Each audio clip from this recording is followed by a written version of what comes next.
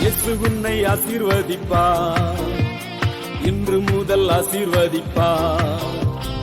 ஆசீர்வதிப்பார், உன்னை ஆசீர்வதிப்பார், இன்று முதல் ஆசீர்வதிப்பார். ஆசீர்வதிப்பார், உன்னை ஆசீர்வதிப்பார், இன்று முதல் ஆசீர்வதிப்பார். சத்தியமும் ஜீவனும் நம்மை வழி நடத்துகிறவருமான இயேசு கிறிஸ்து நாமத்தினாலே இந்த நல்ல மனமகிழ்ச்சி நாளிலே மீண்டுமாய் உங்களை சந்திக்கும்படியாய் தேவன் பாராட்டின கிருபைகளுக்காய் கர்த்தரை ஸ்தோத்திரிக்கிறேன். அல்லேலூயா. மீண்டும் இப்படி ஒரு வாய்ப்பை கொடுத்த அருமையான சபை போதகர் அவர்களுக்கும் அவருடைய குடும்பத்தார்கள் யாவருக்கும் இயேசுவின் நாமத்தினாலே நன்றியை தெரிவித்துக் கொள்கிறேன். நேரடியாக நாம் கர்த்தருடைய வார்த்தைக்குள்ளே சொல்லலாம். ஏன்னா பல முறை வந்திருக்கேன், சாட்சியெலாம் உங்களுக்கு நல்லா தெரியும். டக்குன்னு என்னை பார்த்தோன்னே என்ன ஞாபகம் வருது? சோத்திரம். அதான் முதலே பாடியாச்சுல ஒரு குரல்ல சோத்திரம்.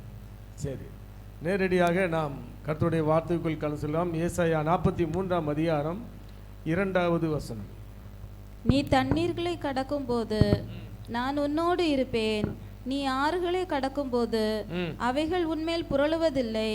நீ அக்கினியில் நடக்கும் போது வேகாதிருப்பாய், அக்கினி ஜுவாலை உன் பேரில் பற்றாது. சோத்திரம். எல்லாருக்கும் தெரிந்த ஒரு வசனம் தான். இந்த மாதம் கேலண்டர் எத்தனை எல்லார் வீட்லேயும் போட்டிருக்கீங்களா? எங்கேயும் பார்க்கக்கூடாது. பார்க்காம அந்த வசனத்தை சொல்லுங்கள் பார்ப்போம். அப்போ நீங்கள் டெய்லி கேலண்டர் அந்த கேலண்டர் பார்க்குறது இல்லையா? வசனம் வாசிக்கிறது இல்லையா? சரி, இங்கே இருக்குது. நான் வந்தோடனே பார்த்துட்டேன். சரி, பார்த்தா வாசிக்கல. மோசையோடு இருந்தது போல உன்னோடு கிடைப்பேன். நம்ம வாச வசனமும் அதுதான், இதுதான் அதான் சொல்லுது. நான் உன்னோடு கூட இருப்பேன். ஆண்டவர் நம்ம கூட இருக்கான்னு எத்தனை பேர் விசுவாசிக்கிறீங்க? அல்லேலூயா. சரி, இந்த காரியத்துக்கு நான் ஏற்கனவே ஒரு செய்தியில் ஒரு சின்ன பாயிண்ட்டு சொல்லியிருக்கிறேன். அதை சொல்லிட்டு தான் நான் செய்திக்குள்ளே போக போகிறேன். நம்மோடு கூட இருக்கேன்னு விசுவாசிக்கிறவங்க மீண்டும் ஒரு அல்லேலூயா சொல்லுங்கள் பார்ப்போம். சரி, அநேக பிள்ளைகள் அப்படி தான் சொல்கிறாங்க. ஆண்டவர் என் கூட இருக்கிறாரு, என் கூடயே தான் இருக்கிறாரு, இயேசு என் கூட தான் இருக்கிறாரு. அதனால தான் நம்மளை எல்லாம் சொல்கிறாங்க கிறிஸ்து அவன் அப்படிங்கிறாங்க, அப்படி இல்லைன்னா கிறிஸ்து அவள் அப்படிங்கிறாங்க. ஆனால் ஆண்டவர் நம்ம கூட இருக்கிறாருங்கிறது உணர்வு இருக்குதா? இயேசு நம்ம கூட இருக்காருன்னா நம்ம கூட தான் இருக்கிறாரு. அந்த உணர்வு, இயேசு நம்ம கூட இருக்கிற உணர்வு இருந்தால் நம்ம பலவிதமான காரியங்களை நம்ம தவிர்த்திருக்கலாம். ஒரு அந்த பழைய சின்ன செய்தியில் ஒரு சின்ன ஒரு பாயிண்ட் மட்டும் சொல்லிட்டு போயிடுறேன். பெண்கள் பக்கம், பெண்களை நிறைய பெண்கள் வந்து ஆண்டவர் என் கூட இருக்கிறாரு, என் கூட தான் இருக்கிறாருன்னு சொல்லி நல்ல ஆவியில் நிறைவாங்க, அபிஷேகத்தில் நிறைவாங்க, அந்நிய பாஷை பேசுவாங்க. நான் அப்படி இருக்கிற சில பெண்களை மட்டும் நான் குறிப்பிட்டு சொல்கிறேன். அப்படி இருந்துட்டு என்ன பண்ணுவாங்க, வீட்டுக்கு போன உடனே சமையல் பண்ணிக்கிட்டு இருக்கும்போது பக்கத்து வீட்டுக்காரியோட சண்டை வந்துடும். ஆண்டவர் நம்ம கூட இருக்கிறாங்க, நம்ம அபிஷேகத்தில் நிறைகிறோம், அந்நிய பாஷெல்லாம் பேசுகிறோங்கிற உணர்வு இல்லாமல் வாயிலிருந்து கிரீனாக போகும்.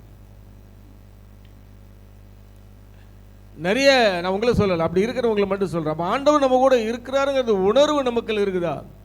நான் ஏற்கனவே சொல்ல போய் இன்னொரு வகையான பெண்கள் இருக்காங்க. அதே மாதிரி ஆண்டவரை ஆராதிப்பாங்க, அபிஷேகத்தில் நிறைவாங்க, அந்நிய பாஷை பேசுவாங்க. அதே மாதிரி வீட்டுக்கு போவாங்க. வீட்டுக்கு போயிட்டு இருக்கும்போது பக்கத்து வீட்டுக்காரியோட சண்டை வந்துடும். ஆனால் இந்த வகையான பெண்கள் கொஞ்சம் நல்லவங்க. ஆண்டவரே, நானும் பொறுத்து பொறுத்து பார்க்குறேன், இவ கேட்குற மாதிரி தெரியல, ஒரு 5 நிமிஷம் வெளியே இருங்க, அப்புறம் வெளியே விட்டுட்டு அப்புறம் போகும் பார்க்கலாம், கிரீனாக போகும். அதுக்கப்புறம் சண்டைலாம் முடிஞ்சதுக்கப்புறம் ஏசப்பா வாருமையா போதகரேன்னு சொல்லி மறுபடியும் கூப்பிட்டு உள்ள வச்சுக்கிடுவாங்க. அந்த உணர்வு இல்லை.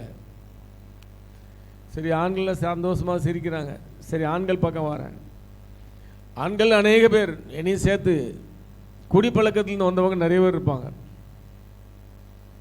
குடிப்பழக்கத்தை விட்டு ஆண்டவரை ஏற்றுக்கொண்டு ரட்சிக்கப்பட்டு ஞானஸ்தானம் எடுத்துட்டு ஒரு 3 மாதம் 6 மாதம் கழித்து ரோட்டில் நடந்து போயிட்டு இருப்பாங்க. டாஸ்மார்க் கடையை கிராஸ் பண்ணுவாங்க. கொஞ்சம் ஸ்மெல் அடிக்கும். பா, இந்த ஸ்மெல்லை பார்த்து எத்தனை நாள் ஆச்சு? யாராவது நம்ம சபா ஆட்க பார்க்குறாங்களா? யாரும் பார்க்கல, சொந்தக்காரங்க எல்லாம் பார்க்கல. அப்போ ஒரு மனசு சொல்லும், உள்ளே இருந்து யாரும் பார்க்கல, போய் ஒரு கட்டிங்கை போட்டு வந்துடு அப்படிங்கும். இன்னொரு மனசு இங்கேருந்து சொல்லும், போகக்கூடாது, நீ ஆண்டவர் பிள்ளை, ரட்சிக்கப்பட்ட ஞானஸ்தானம் நடத்த உள்ள என்ன செய்யக்கூடாது, போகக்கூடாதுன்னு ஒரு மனசு சொன்னோம்.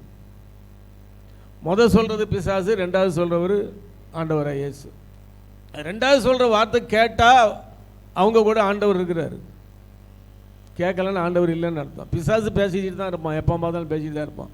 அப்போ நம்ம ஆண்டவர் நம்மோடு கூட, இயேசு உன்னோடு கூட இருக்கிறார், அப்போ நான் உன்னோடு கூட இருப்பேன் அப்படின்னு அவர் சொல்கிறார். வாக்குத்தத்தெல்லாம் கொடுக்குறாரு. நிறைய காரியங்கள், மோசே இருந்தது போல் உன்னோடு கூட இருப்பேன், தண்ணீரை கடந்தால் உங்க கூட இருப்பேன், அக்னியில் உங்களோட எப்போ பார்த்தாலும் உங்க கூட இருப்பேங்கிறாரு. அந்த நம்ம கூட இருக்கிறது உணர்வு இருக்கிறதா? நமக்குள்ள இருக்கிற ஆண்டவர், நமக்குள்ள இருக்கிற ஆண்டவர் வெட்கப்படுத்தும்படியான காரியங்களை நாம் செய்து கொண்டு இருக்கிறோமா? நாமே ஆலயமாக இருக்கிறோம், அந்த ஆலயத்துக்குள்ள தேவன் வாசம் பண்ணி கொண்டிருக்காருன்னு வசனங்கள்லாம் இருக்குது, கொரிந்தியரில் வாசிக்கிறோம். அப்போ அந்த ஆலயத்துக்குள்ளே இருக்கிற ஆண்டவர் வெட்கப்படுத்தும்படியாக நம்ம என்ன காரியங்களை நாம் செய்து கொண்டு இருக்கிறோம்? அவயவங்கள், நாம் எல்லாம் அவயங்களாக இருக்கோன்னு சொல்கிறோம், ஆனால் நமக்குள்ள இருக்கிற ஆண்டவருடைய அவயவங்களால் நம்மளுடைய அவயங்கள் என்ன செய்து கொண்டு இருக்கிறது?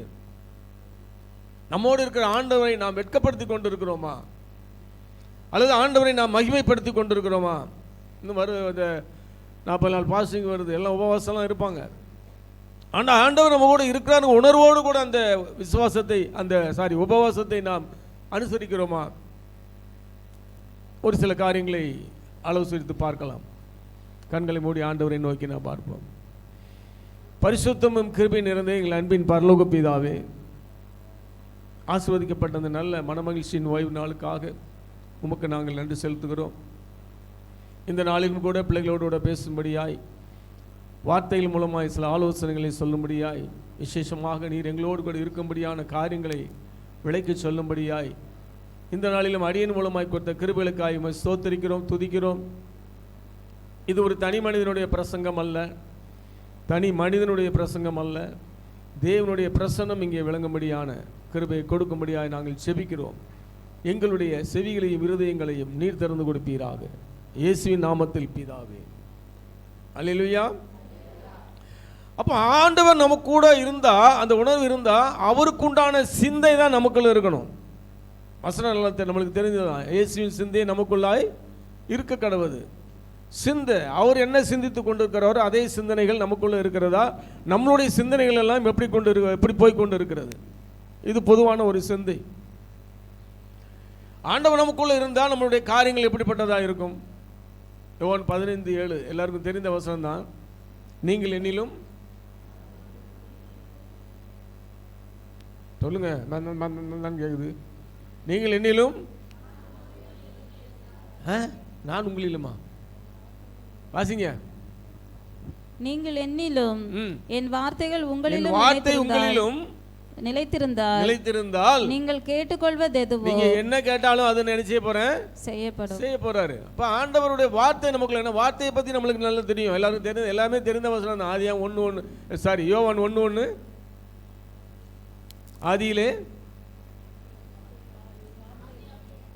ஆதியில் இல்லை, யோவான் 1:1, ஆதியிலே வார்த்தை இருந்தது. இதெல்லாம் என்ன மனப்பாடமா வச்சிருக்க வேண்டாமா அந்த வசனத்தெல்லாம்? வாசிங்க யாராவது சத்தமா. ஆதியிலே வார்த்தை இருந்தது, அந்த வார்த்தை தேவனிடத்தில் இருந்தது, அந்த வார்த்தை தேவனாய் இருந்தது, அவர் வார்த்தை தேவனாகவே இருந்தது. அப்ப வார்த்தை நமக்குள்ள நிலைத்திருந்தால், நமக்குள்ள ஆண்டவர், அந்த ஆண்டவர் இருந்தா, நாம கேட்டுக்கொள்வது எதுவோ அதையெல்லாம் நீங்க என்ன செய்ய முடியுமா? பெற்றுக்கொள்ள முடியும். புரிஞ்சவங்க மட்டும் ஒரு அலையிலே சொல்லுங்க பார்ப்போம். அப்போ நாம என்னென்ன காரியங்கள் செய்யும் போது ஆண்டவர் அங்கே என்ன செய்து கொண்டிருக்கிறார், உள்ள இருக்கிற நம்ம ஆண்டவர் என்ன செய்து கொண்டிருக்கிறார் என்று சொல்லி காரியங்களை பார்க்க போகிறோம். முதலாவதாக மல்கியா 3:16,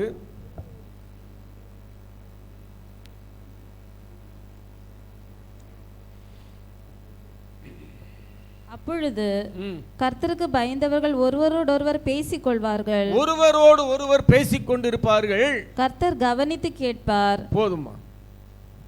சரி, இப்போ எல்லாம் எண்ணி பாருங்க. நான் அழக்கமாக சொல்றது தான். பைபிள் படிக்கிறதையும் பைபிளை பாருங்க, படித்து முடிச்சோன்னு எண்ணிய பாருங்க. நாம வீட்டில் இருக்கும்போது ஒருவரோடு ஒருவர் பேசிக் கொண்டு இருக்கிறோம். ஆண்டவர் என்ன பண்றாரா? இப்போ நீங்களே கவனிக்க மாட்டேங்கிறீங்க. ஒருவரோடு பேசிக் கொண்டிருக்கும் போது ஆண்டவர் என்ன பண்ணுவாரா?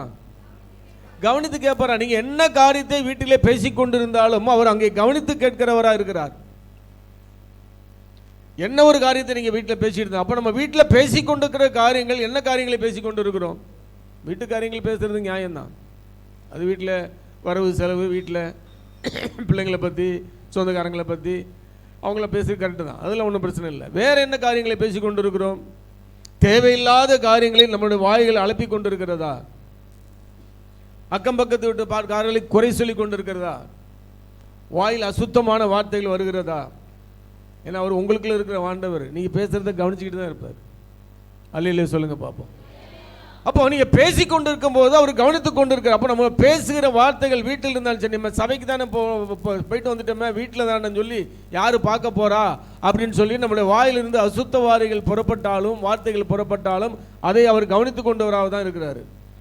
அப்போ நம்மளுடைய வீட்டுக்குள்ள பேசிக் கொண்டு இருக்கும் போது நம்மளுடைய வாழ்க்கையில பேசிக்கொண்டிருக்கிற காரியங்களும் பரிசுத்தம் உள்ள வார்த்தைகளாக இருக்க வேண்டும். அல்லேலூயா சொல்லுங்க பார்ப்போம். கவனித்து கேட்கிறாராம். பாத்தீங்கன்னா சங்கீதம் 69:33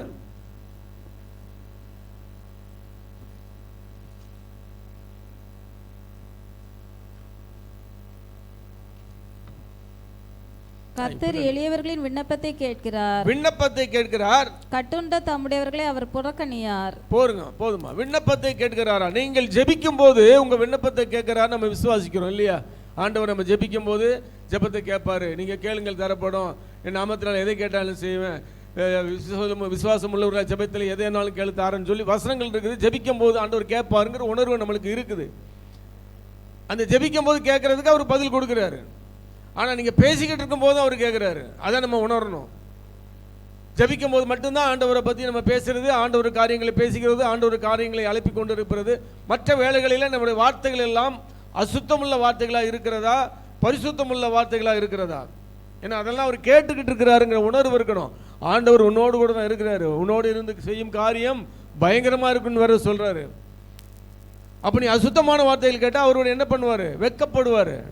ஐயோ, என் பிள்ளை நான் உள்ள இருக்குங்கிறது தெரியாமையே வாயில வார்த்தைகளை பேசி கொண்டு இருக்குது, அவங்கள குறை சொல்லிக்கிட்டு இருக்கிறது, பக்கத்து வீட்டு காரியங்களை அசுத்தமான காரியங்களை பேசி கொண்டு இருக்கிறாங்களே, வெட்கப்பட்டு கொண்டு இருப்பார். அப்ப நம்முடைய விண்ணப்பத்தை அவர் கேட்கிறாரு. நம்ம விண்ணப்பத்தை கேட்டு கண்டிப்பா அவர் பதில் கொடுக்கிறாரு. பாத்தீங்கன்னா 1 யோவான் 5:15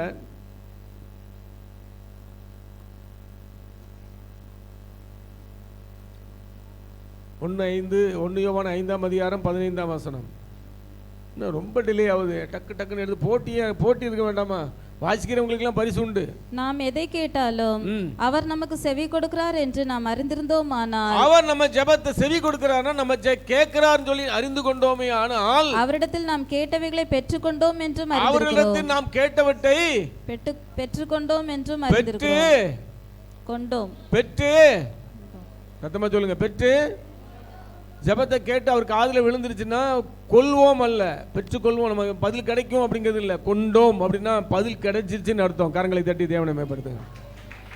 நாம பண்ற ஜெபமானது அவருக்கு காதுல விழுந்துட்டு, செவியில விழுந்துட்டு நம்ம அறிந்து கொண்டோமே ஆனால் நம்ம பண்ற ஜெபத்துக்கு பதில் கிடைச்சாச்சு, விண்ணப்பத்துக்கு அது. ஆனால் இங்க நீங்கள் வீட்டிலே பேசிக் கொண்டிருக்கும் போது அவர் கவனித்து கேட்டுக்கொண்டிருக்கிறாரு. அருமையான ஆண்டவராகிய இயேசு நம்ம கூட உள்ள இருக்கிறவரு நம்ம பேசுறதை கேட்டுட்டு இருக்கிறாங்கிற போது நம்முடைய வார்த்தைகள் எல்லாம் எப்படி இருக்கிறது? சர்ச்சைக்கு வந்தா மட்டும் பேசினா போதாது, மற்றவர்கள் பார்க்கும்படியாக நம்ம நல்ல வார்த்தைகளை பேசலாம் மட்டும் போதாது. ஆண்டவர் இல்ல வீட்டில் நம்ம இருக்கும்போது நம்ம கூட அவர் ஆண்டவர் தான் இல்லையா, சர்ச்சில் தானே இருக்காரு அப்படிங்கிற உணர்வு இருக்கக்கூடாது. என் கூட தான் இருக்கிறான்னு சொல்றோம் இல்லையா? அப்போ நம்ம பேசும்போது அவரும் கூட சேர்ந்து இன்னும் சொல்லப்போனால் அவரும் சேர்ந்து தான் பேசிட்டு இருக்காரு. அசுத்தமான வார்த்தைகள் உன் வாயிலிருந்து ஒன்று புறப்பட வேண்டாம் வசனம் இருக்குது. அப்ப இந்த பேசிக்கொண்டிருக்கும் போது அவர் என்ன செய்யறாரா? கவனமாய் அவர் கேட்டுக்கொண்டிருக்கிறாராம். அடுத்ததாக ஒரு காரியம், வெளிப்படுத்தல் 3:20. இதோ வாசற்படியிலே நின்று தட்டுகிறேன், ஒருவன் என் சத்தத்தை கேட்டு கதவை திறந்தால் அவனிடத்தில் நான் பிரவேசித்து அவனோடே போஜனம் பண்ணுவேன். பாருங்க, இதுல 2 காரியம் இருக்கு. இதோ வாசல் படியில் நின்று நான் கதவை தட்டுகிறேன். அடுத்தது, ஒருவன் சத்தத்தை கேட்டு கேட்கிறேன். உன் காது ஆண்டவருடைய வார்த்தையை கேக்குதா? ஆண்டவர் சத்தத்தை கேக்குதா? கதவு தட்டுற சத்தம் கேக்குதா? ஆண்டவர் வாசல் நின்று கதவை தட்டுறாரு, வாசல் கிட்ட வந்துட்டாரு, இதோ வாசல் படியே நிக்கிறங்கிறாரு. நம்ம அநேக வருடங்களாய் அநேக காலகாலமாய் சொல்லி கொண்டிருக்கிறோம், இயேசு வந்து வருகிறார் வருகிறார் சீக்கிரமாய் வருகிறார், இதோ சீக்கிரமா வருகிறேன். அதுக்கு தனி ஒரு செய்தியா இருக்குது. எப்படி எப்போ வராரு? கண்ணா நான் எப்போ வருவேன் எப்படி வருவேன்னு தெரியாது, ஆனால் வர வேண்டிய நேரத்தில் கரெக்டாக வருவேன் அப்படின்னு ஒரு தலைவர் சொல்லிட்டு போயிட்டாரு. அவர் வாராரா இல்லையா அது நம்மளுக்கு தேவையில்லை. திடீர்னு வாரம் பாரு, திடீர்னு வரமாட்டோம் பாரு, அது நம்மளுக்கு தேவையில்லை. ஆனால் நம்ம ஆண்டவர் சொல்கிற ஆண்டவர் வாக்கு கொடுத்தா வாக்கை நிறைவேற்றியே தான் கொடுப்பார். அல்லேலூயா. சற்று தாமதமாக இருக்குதான், அவ்வளோதான். அதில் எபிரேயரில் கூட வசனம் இருக்குது, யாக்கோபில் பார்த்தீங்கன்னா ஏன் தாமதமாக இருக்கிறான்னா எல்லோரும் ரட்சிக்கப்படணும்னு சொல்லி தான் அவருடைய வருகை நிச்சயம் தான் தாமதமாக இருக்குன்னு அந்த வசனம் போடப்பட்டிருக்கிறது. தாமதிக்கிறார் என்று சொல்லாதபடிக்கு எல்லோரும் மனம் திரும்பி ரட்சிக்கப்பட வேண்டும் என்று அவருடைய தாமதம் இருக்குதுன்னு சொல்லி வசனம் இருக்குது. கண்டிப்பா வருவார். வரும்போது கதவை தட்டுறாரு, அந்த சத்தம் செவிகளிலே விழுகிறதா? செவிகளை விழுந்தா கதவை நீங்க திறப்பீங்க, திறந்தா உள்ள வந்து அவர் போஜனம் பண்றாரு. அது அடுத்த பாயிண்ட் வரேன். சத்தம் கேட்குதா? ஆண்டவருடைய சத்தம் கேட்கணும்னா நீங்க ஆயத்தமா இருக்கணும். ஆண்டவர் எப்போ வருவார் எப்போ வருவார்னு எதிர்பார்த்து உட்கார்ந்துட்டு இருந்தா தான் சத்தம் கேட்கும். ஆண்டவர் இன்னைக்கு வராரா நாளைக்கு வர, நாளைக்கு வந்தாலும் வருவார், இன்னைக்கு நம்ம ஜாலியா டிவியில் படம் பார்த்துக்கலாம், வாட்ஸ்அப்பில் ஏதாவது ஒரு காரியத்தை பார்த்துக்கிட்டு இருக்கலாம். டிவி பார்க்குறாங்க. இங்கே ஆண்டவர் சத்தம் கேட்கணும்னு அவசியம் இல்லை. பாஸ்டர் தட்டுற சத்தம் கேட்டாலே போதும். தட்டுற சத்தம் வந்துச்சுன்னா அம்மாக்காரங்க என்ன பண்ணுறாங்க, அம்மாவோ அப்பாவோ பிள்ளைங்களை போய் திறந்து பார்க்க சொல்கிறாங்க, யார் வந்திருக்கான்னு பாரு போய் அப்படின்ட்டு. அந்த பிள்ளை நைஸாக ஜன்னல் கதவை மெதுவாக திறந்துட்டு, ஐயோ அம்மா பாஸ்டர் வந்துருக்கிறாரு, ஐயோ டிவி ஆஃப் பண்ணு. டிவியை அந்த ரிமோட் படுற பாடு இருக்குது, அந்த நேரம் பார்த்து ரிமோட் ஆஃப் ஆகாது. தட்டு தட்டு தட்டு தட்டின்னு உடைச்சி எத்தனை ரிமோட்டை உடைக்கிறாங்கன்னு தெரியாது.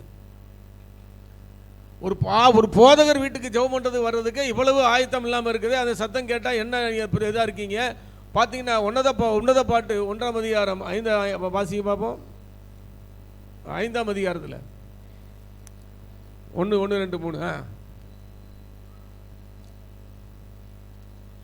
உன்னத பாட்டு 5 1 2 3. என் சகோதரியே, என் மணவாளியே, நான் என் தோட்டத்தில் வந்தேன். முந்தின வசனத்தில் வாசிங்கம்மா. ஃபர்ஸ்ட் வசனம் அதான். ஃபர்ஸ்ட் வசனம் வாசிங்க. என் சகோதரியே, என் மணவாளியே, நான் என் தோட்டத்தில் வந்தேன், என் வெள்ளை போலத்தையும் என் கந்தவர்க்கங்களையும் சேர்த்தேன், என் தேன்கூட்டை என் தேனோடு புசித்தேன், என் திராட்சரசத்தை என் பாலோடு குடித்தேன். சிநேகிதரே புசியுங்கள், பிரியமானவர்களே குடியுங்கள். இல்ல அந்த வாசல் கதவை தட்டிட்டு உள்ள வருவார் உன்னத பாட்டுல. 1ஆம் அதிகாரத்திலையா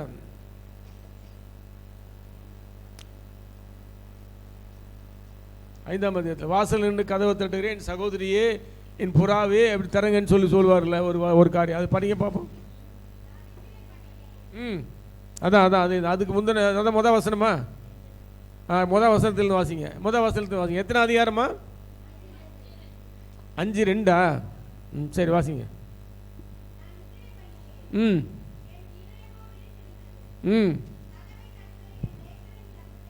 கதவை தட்டுகிற நேசரின் சத்தத்தை கேட்டேன், என் சகோதரியே என் பிரியமே என் புறாவே.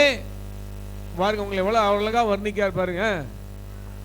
கதவை தர சத்தம் கேட்குற சத்தத்தை கேட்டேங்கிறாங்க.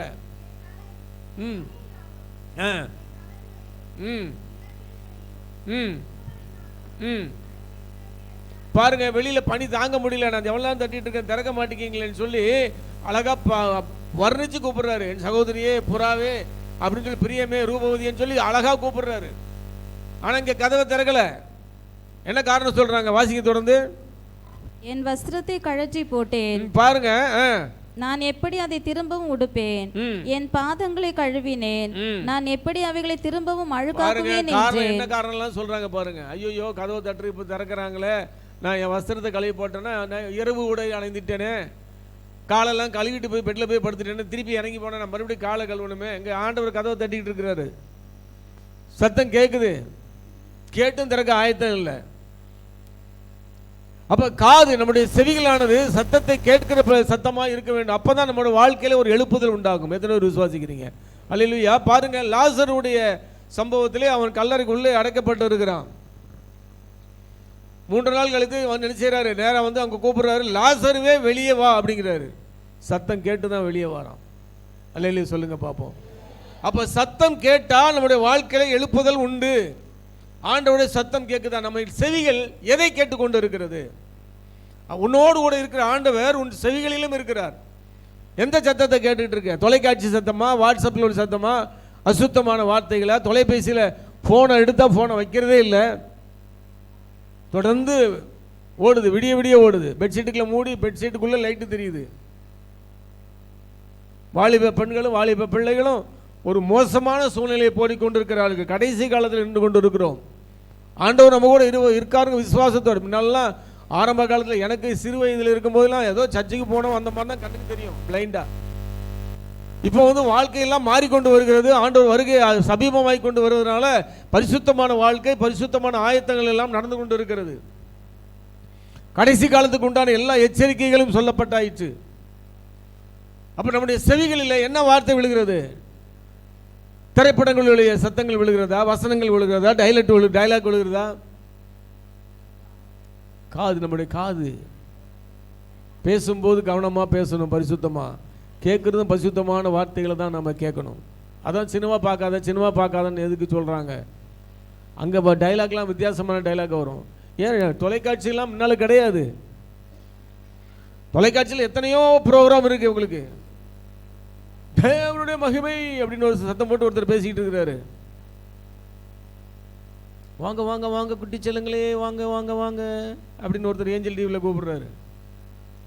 எவ்வளவோ ப்ரோக்ராம் இருக்குது. ஆவிக்குரிய வார்த்தைகளை கேட்கக்கூடிய எத்தனையோ ப்ரோக்ராம் இருக்கு. அதை கேட்காம வேற எங்கேயோ கேட்டுக்கிட்டு இருக்காங்க. சினிமா, தொலைக்காட்சி, வாட்ஸ்அப்ல இருந்து பிள்ளைங்க கண்ணு நவரவே மாட்டேங்குது. பாத்தீங்கன்னா அடுத்தது ஒரு உறுப்பு, ஒவ்வொருடைய அவங்க அவயவங்களை பார்த்துக்கிட்டு இருக்கிறோம். யோபு 34:21.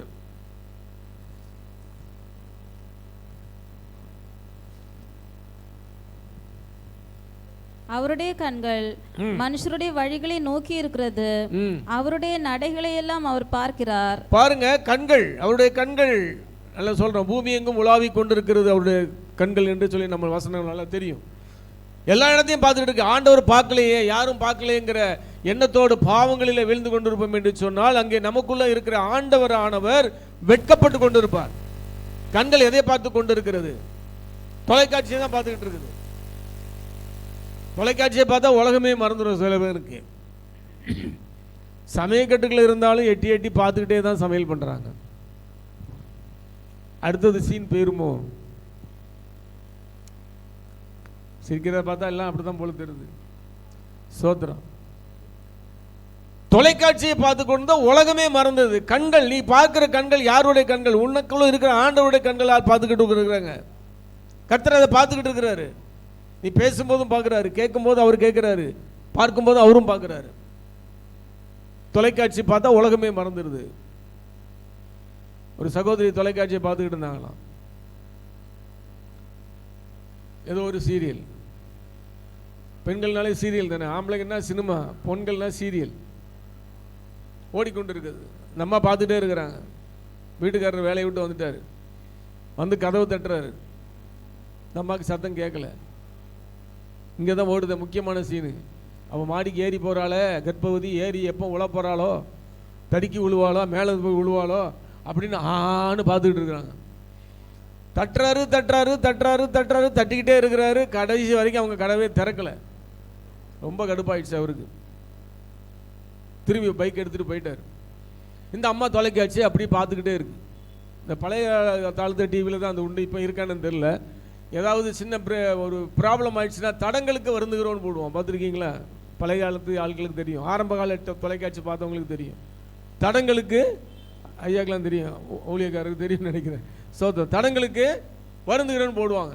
இந்த அம்மா ஆன்னு பார்த்துட்டு இருக்க, திடீர்னு அடி கோடு கோடாக வருது. அச்சச்சா என்னாச்சுன்னு தெரியலையே, பார்த்தா தடங்களுக்கு வருந்துகிறோன்னு போடுது.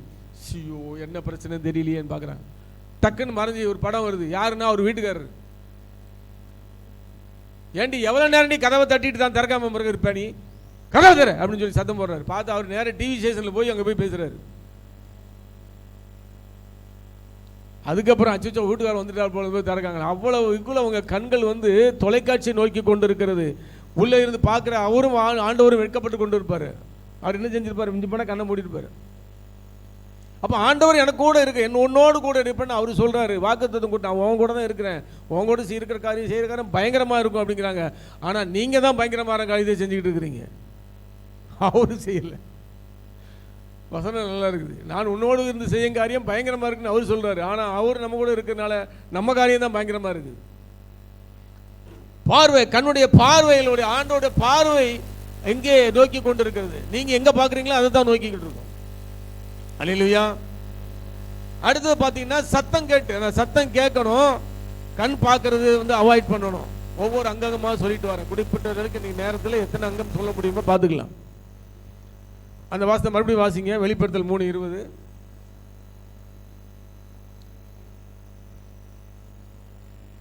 வெளிப்படுத்தல் 3:20. இதோ வாசற்படியிலே நின்று தட்டுகிறேன். ஒருவன் என் சத்தத்தை கேட்டு கதவை திறந்தால் அவனிடத்தில் நான் பிரவேசித்து அவனோடே போஜனம் பண்ணுவேன். என்ன பண்ணுவாராம்? என்ன பண்ணுவாரா? போஜனம் பண்ண தெரியாதுன்னு நினைக்கிறேன். இல்லை உங்களுக்கு தெரியுமா? பரவாயில்லையே, வேகமாக சொல்கிறா. சாப்பிட்றது அப்படிங்க. சாப்பிட்றது, சாப்பிடும்போது என்ன பண்ணுறாராம்? நம்ம கூட வந்து அவர் சாப்பிட்டுக்கிட்டு இருக்கிறாரு. இந்த ஒரு பாட்டு உண்டு, என் கூடவே இருமோ இயேசுவின் ஒரு பாட்டு. அந்த பாட்டு போடும்போது பார்த்துருக்கீங்களா? அது சீரியல் யாராவது பார்த்துருக்கீங்களாம்மா? அப்படி தான் கேட்க வேண்டியிருக்கு. இதெல்லாம் பார்க்குறீங்களான்னு கேட்க வேண்டியிருக்கு. அந்த பாட்டு எழுதுனது என்னுடைய நண்பர் தான். பாட்டு எழுதுனது, பாடினதுலாம் வேற ஆள். என் கூடவே இருமோ இயேசுவின்.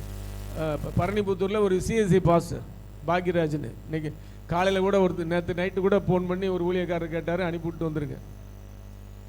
சிஎஸ்சி பாஸ்டர் எழுதின பாட்டு என் கூட. அந்த பாட்டு பார்த்தீங்கன்னா உங்களுக்கு தெரியும், அந்த பார்த்தவங்களுக்கு காட்சிகள் தெரியும். அவர் எங்கே போனாலும் என்ன செய்கிறாரு? கூடவே போவார். குப்பை வண்டிக்கான வண்டி எடுத்து போவான், இவரும் குப்பை வண்டியில் ஏறி நின்று போவார். அவர் எங்கேயும் எந்த இடம் என்னென்னலாம் பார்க்க மாட்டார், எல்லா இடத்துக்கும் போவார். நீங்கள் எங்கெங்கே போகிறீங்களோ அவங்க கூடயே ஒரு ஓஎஸ்வின்னு கூப்பிட்டுங்கன்னா வந்துகிட்டே இருப்பார். அப்போ சாப்பிடும் போதும் கூட தான் சாப்பிட்றாரு. நம்ம எப்படி சாப்பிட்றோம்? சாப்பாடை பார்த்தோன்னே அப்படியே ஒரு டைவ் அடிச்சு உள்ளே போயிடுறது சாப்பாடுக்குள்ள. எப்படியா? என்ன சாப்பாடு பிடிக்கும் உனக்கு? பாப்பாவுக்கு என்ன சாப்பாடு பிடிக்கும்? தக்காளி சாதம் பிடிக்குமா? பரவாயில்லையே. தக்காளி சாப்பிடும் போகும்போது எப்பண்டா தக்காளி சாதம் வைப்பாங்கன்னு பார்த்துட்டு வச்ச உடனே கட்ட நாட்டி பொய் சொல்லாமல் சொல்லு. ஜெபம் பண்ணுவியா? பண்ணினா ஓகே தான். எத்தனை பேர் ஜெபம் பண்ணிட்டு சாப்பிட்றீங்க? யோசிச்சு பாருங்க. ஜெபம் பண்ணிட்டு சாப்பிடணும். எப்போ சாப்பிட்டாலும் எதை சாப்பிட்டாலும் சரி, கூட அவர் சாப்பிட்றாரு அல்லது உள்ளே இருந்து சாப்பிட்றாரு, எல்லாம் ஒன்று தான். ஒன்று சாப்பிடும்போது பக்கத்தில் உட்காந்துட்டு அவரும் சாப்பிட்டுட்டு இருப்பார், இல்லை அவரு நம்ம உள்ளே உட்காந்து அவரும் சாப்பிட்டுட்டு இருப்பார். எல்லாம் ஒன்று தான். அங்கே உட்காந்து சாப்பிட்றதுக்கு இங்கே உள்ளே உட்காந்து சாப்பிட்டுட்டு இருப்பார். ஜெபம் பண்ணி சாப்பிடணும். பார்த்த உடனே என்னமோ அந்த பசியில் கிடக்கிற என்னமோ மாடு வந்து எங்கேயோ பூந்துருமாம், அந்த மாதிரி கட்டாமன்னு வெட்டுறது. கொஞ்ச நேரத்தில் மீன் எல்லாம் சிக்கன் எல்லாம் உள்ள மாட்டிக்கிச்சு. நான் சொல்றது வெக்கப்படலை. என் மனைவி ஜெபம் பண்ணிட்டு தான் சாப்பிடுவாங்க. ஜெபம் பண்ணிட்டு சாப்பிட்டாலும் அடிக்கடி இந்த மீன் உள்ள போய் மாட்டிக்கிடும். ஒரு நாள் ஆஸ்பத்திரிக்கு தூக்கிட்டு ஓடணும். ஒரு நாள் ஒருவேளை அன்னைக்கு ஜெபம் பண்ணாங்களா என்னன்னு தெரியல. சோத்திரம். ஜெபம் பண்ணி சாப்பிடணும். சாப்பிடும்போது ஏன்னா ஆண்டவர் உங்க கூட இருக்கிறான்னு அவர் என்ன செய்வார்? சாப்பிடும்போது ஜெபம் பண்ணாரா இல்லையா? என்ன சொன்னார்? அப்பத்தை எடுத்து ஆசீர்வதித்து அதை பிட்டு சீசர்களுக்கு கொடுத்தார். ஜெபம் பண்ணி தான் கொடுக்குறாரு. இந்த அப்பமானது எல்லோருடைய பாவத்தை நீக்கும்படியாகவும் இந்த ரத்தமானது உங்கள் ஆத்மாவை கழுவப்படுவதற்காகவும் நல்ல ஜெபம் பண்ணி தான். ஜெபம் பண்ணி தான் சீசர்களுக்கு பரிமாறுறாரு. சாப்பிடும் போது ஜெபம் பண்ணுறோமா? ஏன்னா அவர் கூட உட்காந்து சாப்பிட்றாரு, அல்லது உங்க கூட உட்காந்து உங்க கூடயே சாப்பிட்றாரு. ஜெபம் பண்ணி சாப்பிடணும். அப்போ தான் அந்த சாப்பாடு உள்ளே போகும்.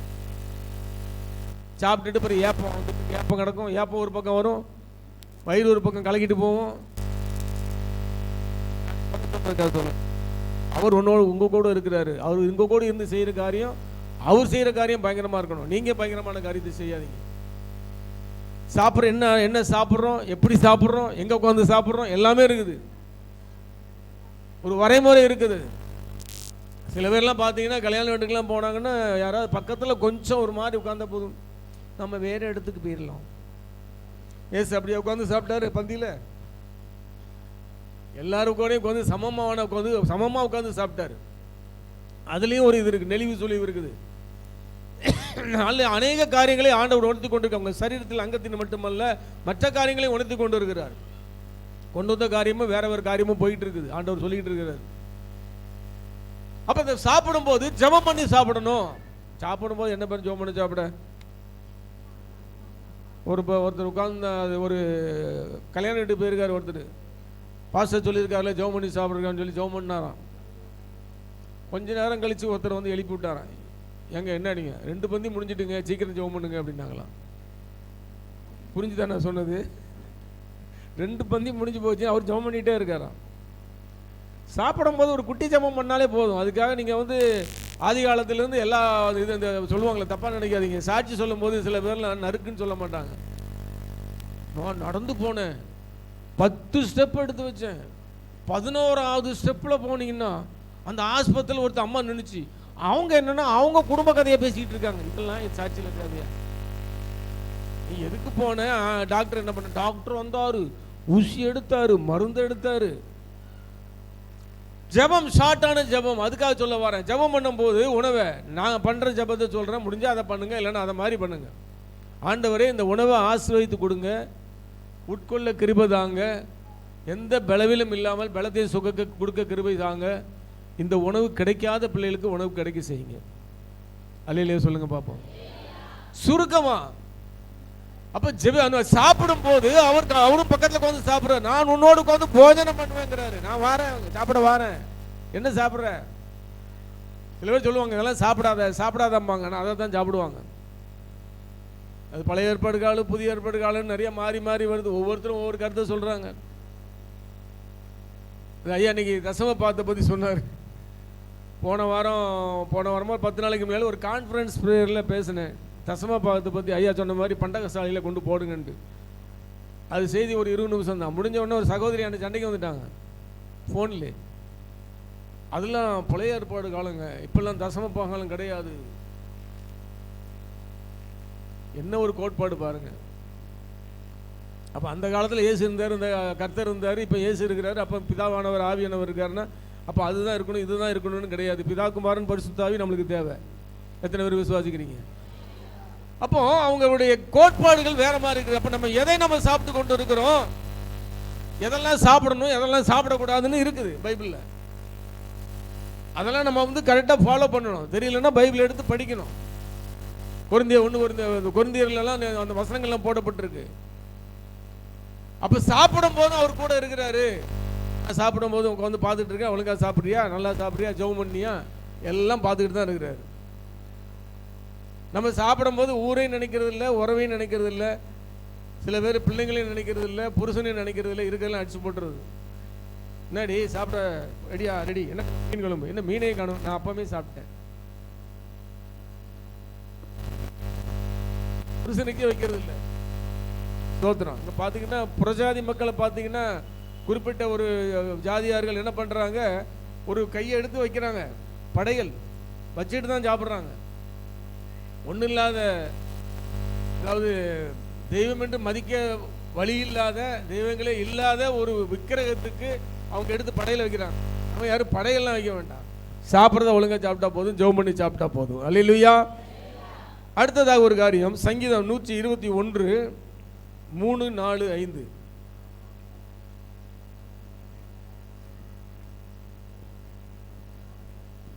எனக்கு ஒத்தாசை வரும். அதான் வாசிங்க. எனக்கு ஒத்தாசை வரும் பர்வதங்களுக்கு நேராக என் கண்களை ஏறெடுக்கிறேன். வானத்தையும் பூமியும் உண்டாக்கின கர்த்தரிடத்திலிருந்து எனக்கு ஒத்தாசை வரும். உன் காலை தள்ளாட ஒட்டார், உன்னை காக்கிறவர் உறங்கார்.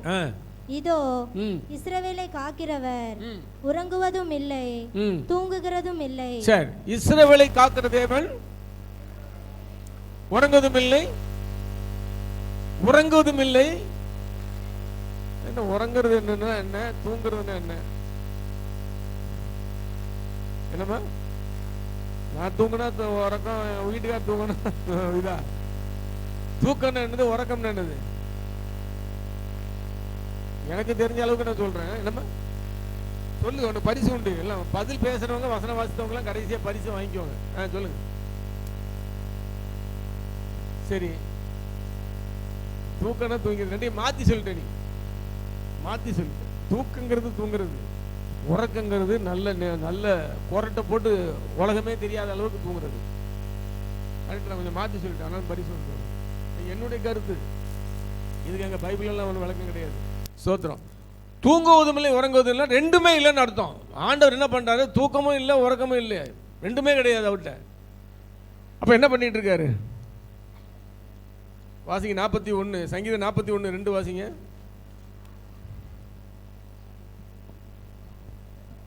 கர்த்தர் அவனை பாதுகாத்து, கர்த்தர் அவனை பாதுகாத்து. போதும். என்ன பண்றாரு? தூங்காம உறங்காம கொஞ்சம் என்ன பண்றாரு? நாம தூங்கும் போது அவரு தூங்காம உறங்காம இருந்து பாதுகாத்துட்டு இருக்கிறாராம். கரங்களை தட்டி தேவனை மேம்படுத்துங்க. அப்போ இஸ்ரவேலை காக்கிற தேவன் தூங்குவதும் இல்லை உறங்குவதும் இல்லை போட்டிருக்கு. ஆனா அவர் என்ன செய்யறாரு? பாதுகாத்துக்கிட்டு இருக்கிறாரு. நீங்க தூங்கும் போது, அதான் சொல்லல, தூங்கும் போது பாதுகாத்து கொண்டு இருக்கிறார். பார்க்கும்போது, கேட்கும்போது, சத்தம் கேட்கும்போது, சாப்பிடும் போது, இப்போ என்ன செய்யறது? தூங்கும்போது நல்ல நித்திரையை கொடுக்கணும். ஆண்டவரே ஜெபம் பண்ணிட்டு படுத்திங்கன்னா நல்ல நித்திரையை கொடுப்பார். நான் ஏற்கனவே ஒரு செய்தியில் சொன்ன ஒரு பாயிண்ட்டையும் சொல்லிடுறேன். அப்போ தான் அந்த தூக்கம் நித்திரை எப்படி இருக்கும். நைட்டில் படுக்கும்போது காலையிலிருந்து அந்த படுக்கிற நேரம் வரைக்கும் உள்ள பாவத்தை ஆண்டவர்கிட்ட ஒப்பு கொடுக்கணும். சுத்திகரிப்பு நடக்குது இல்லை? திருவிருந்துக்கு முந்தின நாள் சுத்திகரிப்பு அந்த ஆயத்த ஜபம் நடக்குது இல்லையா? ஆயத்த ஜபம் பண்ணுறோம் இல்லையா? அதே மாதிரி படுக்கும்போது சுத்திகரிப்பு இருக்கணும். காலையிலேருந்து நைட்டு வரைக்கும் செஞ்ச பாவத்தை ஆண்டவர்கிட்ட ஒப்பு கொடுத்து சுத்திகரிக்கப்பட்டு படுத்தாதான் நல்ல நித்திரையை ஆண்டவர் கொடுப்பார். அல்லேலூயா. கழுவிடுவார், அவர் கழுவிடுவார். கழுவிட்டீங்கன்னா நீங்கள் பரிசுத்தமாகிடுவீங்க, பரிசுத்தமாக படுப்பீங்க. அதிகாலையில் எந்திக்கும் போது பரிசுத்தமாக எந்திப்பீங்க. அப்போ அந்த பரிசுத்தத்தோடு படுத்தாதான் நைட்டில் படுக்கும்போது ஒரு நல்ல நித்திரை கிடைக்கும். பாம்பு கனவு, பள்ளி கனவு, இப்போ தீ கனவு, பேய் கனவுலாம் வராது. அசுத்தமான கனவும் வராது. நல்ல நித்திரை. அதான் தூக்கமும் கிடைக்கும், உறக்கமும் கிடைக்கும். அப்படி நீங்கள் நல்ல நித்திரையாக தூங்கும்போது, நல்ல அழகாக தூங்கி கொண்டிருக்கும் போது அவர் என்ன பண்ணுறாரு? பக்கத்தில் உட்காந்து பாதுகாக்கிறார். தூங்கவும் இஸ்ரவேலை காக்கிற தேவன் தூங்குவதும் இல்லைன்னு வசனங்கள் சொல்லிட்டு போயிடுவோம். இஸ்ரவேலை காக்கிற தேவன் தூங்குவதும் இல்லை உறங்குவதும் இல்லை. அப்படி என்ன பண்ணிட்டு இருக்காரு? ஒரு அதை யோசிக்கலாம். என்னையாவது பாதுகாத்து கொண்டு இருக்கிறார். ஆனால் அவருக்கும் ஒரு தூக்கம் வந்துச்சு. போட்டில் போகும்போது, சீசர்களில் போகும்போது என்ன பண்ணார்? தூங்கிட்டு இருந்தார். கடல் கொந்தளிக்குது. சீசர்கள்லாம் அலறாங்க, ஐயோ சாவ போகிறோமே. நம்ம பாட்டில் சாவறதுக்கெல்லாம் பயந்துட்டு இருக்கோம், அவர் பாட்டில் கொஞ்சம் தூங்கிட்டு இருக்காரு. ஐயரே, நாங்கள் இப்போ அவசப்படுவது உங்களுக்கு தெரியவில்லையா? நீங்கள் பாட்டில் தூங்கிட்டு இருக்கீங்களேன்னு கேட்டானா கேட்கலையா? அப்புறம் இங்கே மட்டும் ஏன் தூங்கினாரு? அவர் கண்டிப்பாக தூங்கியிருக்கவே மாட்டார். தூங்குற மாதிரி நடிச்சிருப்பார் வேணாம். ஏன்னா என்ன நடக்க போகுதுன்னு அவருக்கு தெரியும். ஒரு பக்கம் இப்படி பார்த்தாலும் இன்னொரு பக்கம் பார்க்கும்போது அவர் உலகத்திலே வந்தது மனுஷகுமாரனாக தான் வந்தார். தேவகுமாரனாக வரல, மனுஷகுமாரனாக தான் வந்தார்னால மனுஷனுக்கு உண்டான இயற்கையான சுபாவங்கள் அவருக்குள் காணப்பட்டது. தூங்கினார். லாசரு சாகும்போது அழுதார். அத்திமரத்தை பார்த்து கோவப்பட்டார் இல்லையா? சிலுவையில் அடிக்கும்போது வேதனைப்பட்டார், வலியினால துடிச்சார். மனுஷனுக்கு உண்டான சுபாவங்கள் இருந்தது. ஏன்னா மனுஷகுமாரன் வந்ததுனால மனுஷனுக்கு உண்டான தூக்கமும் அவருக்கு இருந்தது. அல்லேலூயா சொல்லுங்க பார்ப்போம். ஆனாலும் அவர் தூங்குற மாதிரி நடித்து அவங்கள பாதுகாத்தார். அப்போ நீங்கள் தூங்கும் போது அவர் என்ன செய்கிறாராம்? பாதுகாத்து கொண்டு இருக்கிறார். ஆனால் நீங்கள் என்ன பண்ணும்போது, தூங்கும் போது நீங்கள் பாதுகாத்து கொண்டு இருக்கிறார். ஆனால் எப்பொழுதும் இந்த காரியங்கள் எல்லாம் செய்யாதபடி ஒருத்தன் உங்களை வலை வீசிக்கிட்டு இருக்கிறான். யார் அது? 1 பேதுரு 5:10 படிங்க பார்ப்போம். 5:8. தெளிந்த புத்தியுள்ளவர்களாய் இருங்கள், விழித்திருங்கள்.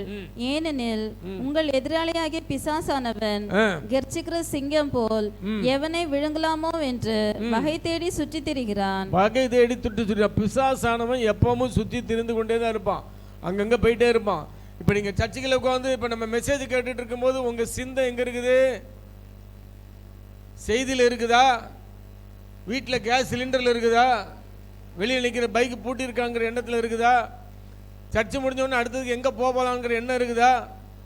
சாயங்காலம் இந்த ஃபங்க்ஷனுக்கு போகிற எண்ணம் இங்கே உட்காந்து இருக்குதா?